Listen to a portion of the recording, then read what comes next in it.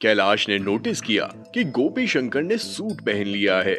वैसे सूट पहनना कोई बड़ी बात नहीं थी, लेकिन जब कैलाश ने देखा कि वो सूट पूरी तरह से सिलवटों से भरा है, ऊपर से बहुत ही ओल्ड डिजाइन का है, तो कैलाश को गोपी शंकर एक उछलता हुआ बंदर की तरह दिखाई दे रहा था। यही वजह थी कि कैलाश उसे देखकर शॉक्ड हो गया था। इससे भी ज्यादा हंसने वाली बात यह थी कि गोपी शंकर ने अपने बालों में हेयर जेल लगाया था, जिससे उनके बाल किसी 18 साल के जवान लड़के की तरह पूरे खड़े थे। एक तो सूट पहना, ऊपर से खड़े बाल। कैलाश को समझ नहीं आ रहा था कि गोपी शंकर क्या दिखाने की कोशिश कर रहे हैं।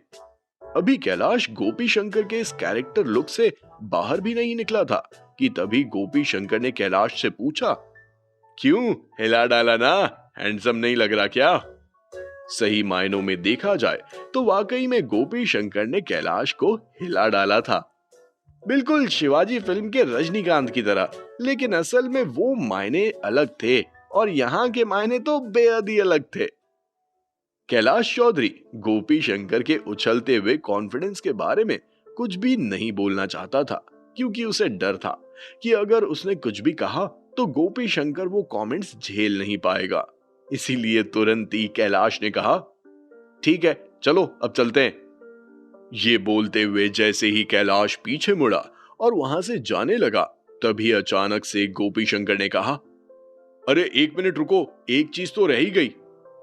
गोपी शंकर को इस तरह अंदर और बाहर करता हुआ देखकर कैलाश बहुत ही हेल्पलेस फील कर रहा था। मेयर साहब को लेकर कैलाश कुछ ज्यादा ही एंग्शियस था, लेकिन वहीं गोपी शंकर उतना ही कूल बनने की कोशिश कर रहा था, जैसे मानो उसे कोई खतरा ही ना हो। इस बार जब तक गोपी शंकर अपने कमरे से बाहर आए, तब तक कुछ और समय निकल चुका था। उनके हाथ में व्हाइट कलर का सिगरेट का एक डिब्बा था, जिस पर स्पेशल लिखा हुआ था।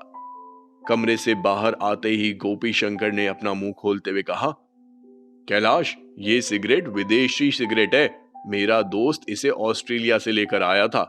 कहते हैं कि सिर्फ पावरफुल लीडर्स ही सिगरेट को अफोर्ड कर सकते हैं।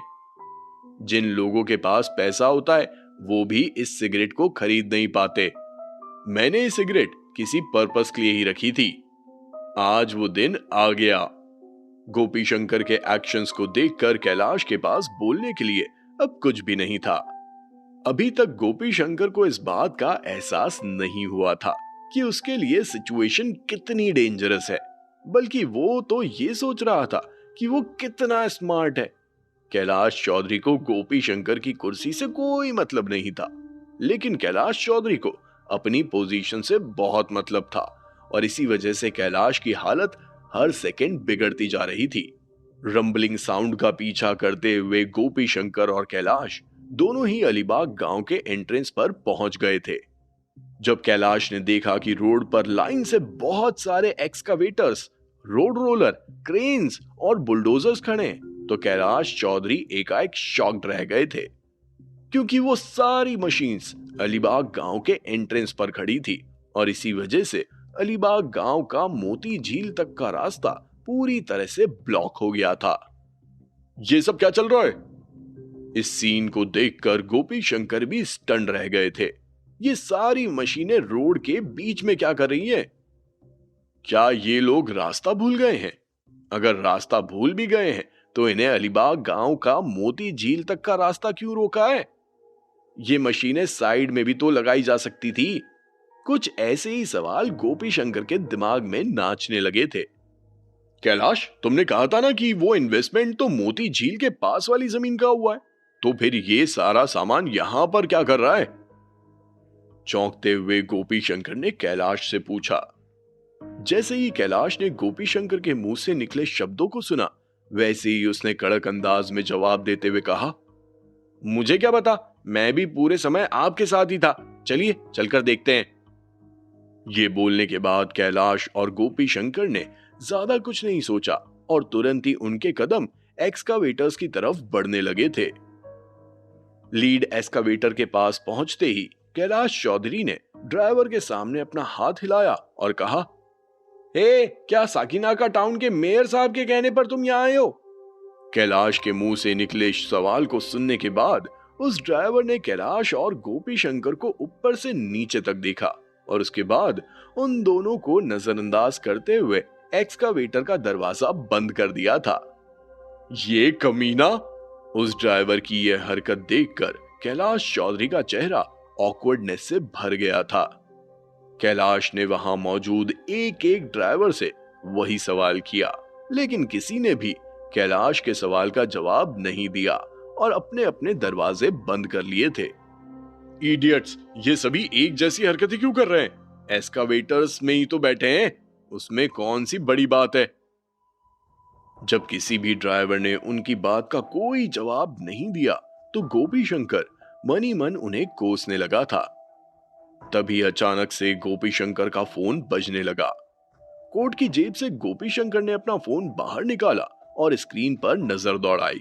वो कॉल राजन का था। हाँ राजन, क्या चल रहा है? कॉल उठाते ही गोपी शंकर ने राजन से कहा, सरपंच साहब, वो लड़का वापस लौट आया है। सामने से राजन के मुंह से एक धीमी सी आवाज में कुछ शब्द बाहर आए। जैसे ही गोपी शंकर ने राजन के मुंह से वो शब्द सुने, वैसे ही गोपी शंकर के दोनों बोहें ऊपर की ओर उठ गई थी। क्या वो लड़का वापस आ गया है? कहां है वो अभी? गुस्से में गदराते हुए गोपी शंकर ने राजन से कहा, आपके नए वाले घर पर, जल्दी आइए, मैंने सीक्रेटली आपको कॉल किया है, अब मैं फोन रखता हूं। ये बोलते हुए राजन ने कॉल कट कर दिया था। तुरंत ही गोपी शंकर ने तिलमिलाते हुए कैलाश से कहा, कैलाश, विराज जिंदल लौट आया है, चल उसे पकड़ते हैं। जब कैलाश ने गोपी शंकर के मुंह से ये सुना कि विराज वापस अलीबाग गांव लौट आया है, तो एक पल के लिए कैलाश स्टन्ड रह गया था। लेकिन वो लड़का यहाँ क्या करने आया है? कैलाश के मन में अब और भी ज्यादा डर सताने लगा था और तुरंत ही कैलाश ने अपने डर को गोपी शंकर के सामने रख दिया था। पता नहीं, उस लड़के का दिमाग ना बहुत ही अलग स्टाइल से चलता है। इससे कोई फर्क नहीं पड़ता कि उसके यहाँ आने का मोटिव क्या है। कुछ भी हो जाए, हमें तो उसे पकड़ना ही है और उसे पकड़ना ही हमारे लिए बेहतर होगा। गोपी शंकर की बात सुनकर तुरंत ही कैलाश ने अपना सर हिलाया। कैलाश ने सोचा कि शायद विराज को कोई इंपॉर्टेंट इंफॉर्मेशन हाथ लगी है और उसे पता चला है कि आज मेयर साहब अलीबाग गांव आने वाले हैं और उनसे मिलने ही वो वहां आया है। चलो, हमें जल्दी से जल्दी वहां पहुंचना होगा। मैं नहीं चाहता कि वो कमीना फिर से मेयर साहब से मिले। जैसे ही कैलाश के मुंह से ये शब्द बाहर आए, वैसे ही दोनों भाइयों के कदम जल्दी जल्दी उस नए घर की तरफ बढ़ने लगे थे। जल्द ही कैलाश और गोपी शंकर नए घर पहुंच गए और वहां पहुंचते ही उन्होंने देखा कि विराज और जितिन उस नए घर के पास ही खड़े थे। उनके ठीक पास में एक लड़की भी मौजूद थी जिसने पहाड़ी कपड़े पहने हुए थे, लेकिन कैलाश और गोपी शंकर को उस लड़की से कोई मतलब नहीं था। उन दोनों का ध्यान तो पूरी तरह से विराज पर ही अटका हुआ था। क्या बात है लड़के, वाकई में तुम्हारे पास जिगरा है, जिगरा। यहां आने की फिर से हिम्मत की, लेकिन अब ये मत सोचना कि इस बार तुम आसानी से यहां से निकल पाओगे। मुस्कुराते हुए गोपी शंकर ने विराज से कहा। उसके नजरिए से देखा जाए तो उसे ऐसा लग रहा था कि विराज इतना बड़ा बेवकूफ है जो शेर के मुंह में हाथ डाल चुका है। ये मेरा घर है, तो मुझे यहां से भगाने की जरूरत ही क्या है? जैसे ही विराज ने बोलना खत्म किया, वैसे ही विराज अचानक से चौंक उठा था। थोड़ी देर शांत रहने के बाद विराज ने अपना मुंह खोलते हुए कहा, सरपंच साहब, यह आपने क्या हाल बना रखा है? मेरे आने की खबर से आपको इतना ज्यादा शौक लग गया क्या कि आपके सारे बाल खड़े हो गए? एक शानदार पंच विराज ने गोपी शंकर की इज्जत पर दे मारा था। You rascal! गोपी शंकर ने ये एक्सपेक्ट नहीं किया था कि उसके नए हेयर स्टाइल पर उसे कुछ ऐसे कमेंट सुनने को मिलेंगे। कैलाश की तरफ से उसे ऐसा कुछ भी सुनने को नहीं मिला था, लेकिन विराज, एक गरीब लड़के ने गोपी शंकर की बेइज्जती कर डाली थी। भला गोपी शंकर ये सब सुनकर कैसे ले सकता था? अपने पैर को जोर से जमीन पर पटकते हुए गोपी शंकर ने कठोर अंदाज में कहा, लड़के, तुझे इतना एरोगेंट होने की जरूरत नहीं है। तुझे तो ये भी नहीं पता कि तेरे यहां से भागने के बाद क्या हुआ। तू तो भाग गया, लेकिन लालू कहाँ है? जैसे ही विराज ने गोपी शंकर के मुंह से वो शब्द सुने, वैसे ही विराज को एक जोरदार धक्का लगा। उस दिन लालू ने समय पर आकर विराज और जितिन को उस पुरानी हवेली से भगा दिया था, लेकिन इसी के साथ वो खुद पकड़ा गया। विराज को पूरा यकीन था कि अगर लालू गोपी शंकर के हाथ में आ गया है तो उसे इतनी आसानी से छोड़ने वालों में से नहीं था। सरपंच साहब, आपने लालू के साथ क्या किया है? जैसे ही विराज के मुंह से ये शब्द बाहर आए, वैसे ही गोपी शंकर ने मुस्कुराते हुए अपने दोनों कंधों को ऊपर की ओर उठाया और बोलना शुरू किया। मैं क्या कर सकता था? अब जब तुम भाग गए तो किसी ना किसी को तो सजा देनी ही थी। लेकिन तुम परेशान मत हो, उस लड़के का शरीर तुम्हारे शरीर से काफी ताकतवर है। वो 3 दिन क्या 3 हफ्ते तक आराम से पुरानी हवेली में रह सकता है। उसके लिए कोई बड़ी बात नहीं है। छोड़ दो उसे, अपने कड़क तेवर दिखाते हुए विराज ने गोपी शंकर से कहा।